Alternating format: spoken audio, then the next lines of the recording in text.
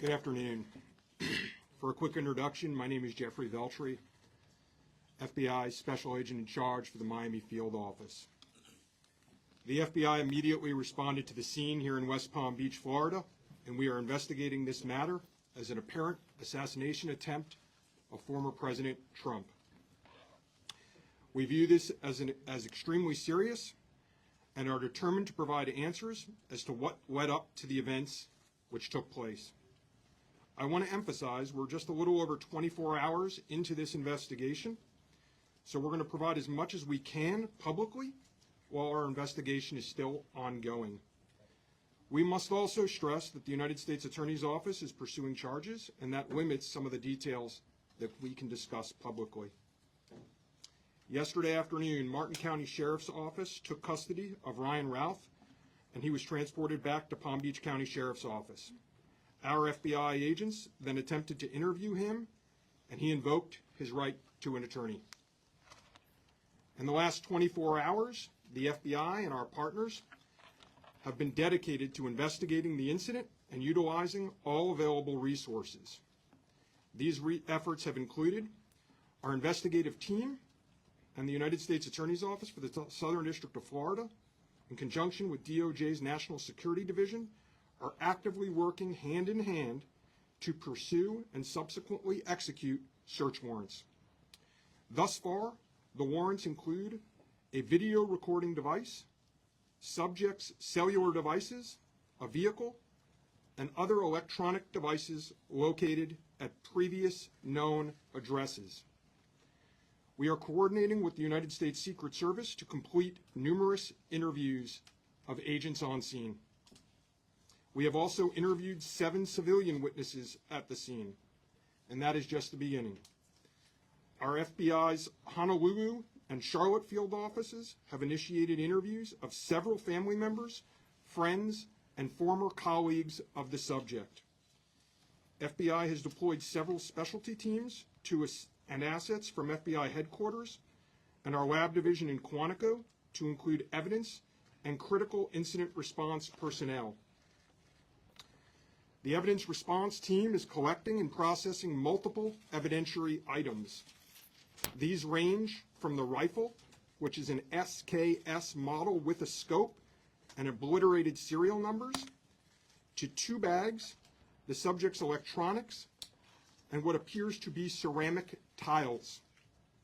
DNA has also been collected from those items, which are being sent to Quantico for testing. We will also process the subject's vehicle for evidence. The Cellular Analysis Survey Team, what we refer to as CAST, conducted thorough analysis of the subject's cellular device locations.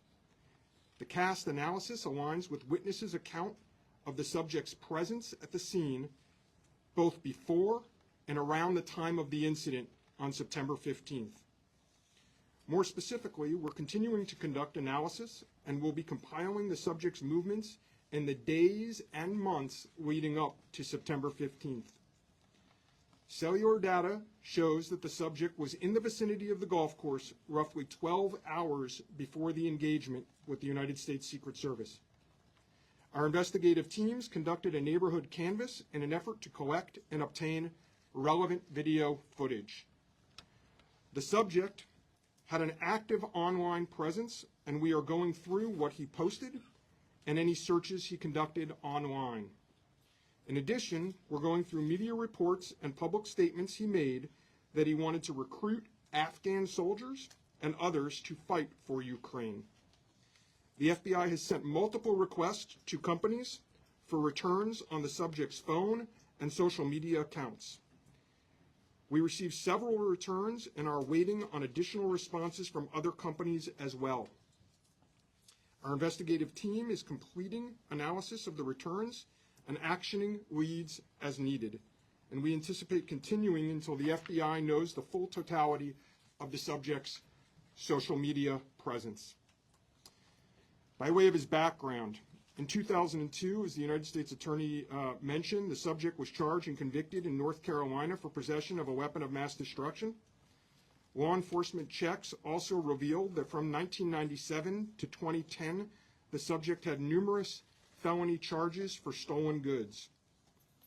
I can also share with you that he was the subject of a previously closed 2019 tip to the FBI where it was alleged he was a felon in possession of a firearm.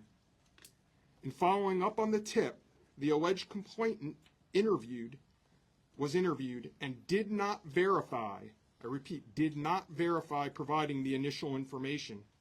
The FBI passed that information to local law enforcement in Honolulu. On behalf of the FBI, I would like to thank the Palm Beach County Sheriff's Office and Martin County Sheriff's Office for their incredible work in actioning the witnesses' information and rapidly apprehending the subject. I would also like to thank the United States Secret Service, the United States Attorney's Office for the Southern District of Florida, the Department of Justice's National Security Division, the Bureau of Alcohol, Tobacco, Firearms, and Explosives, and our FBI field offices in both Honolulu and Charlotte, who have been conducting additional law enforcement activity related to the subject.